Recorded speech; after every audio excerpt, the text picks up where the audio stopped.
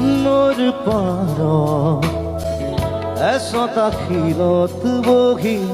পানীৰ কোফাত চাই সোণ বৰণীয়া চুলি তাৰি মেৰি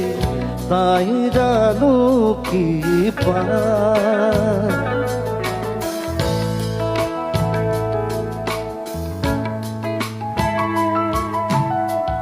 নৈৰ পাৰৰ এচটা শিলত বহি পানীৰ কোফাত চাই সোণ বৰণীয়া চুলি তাৰি মেৰি তাই জানো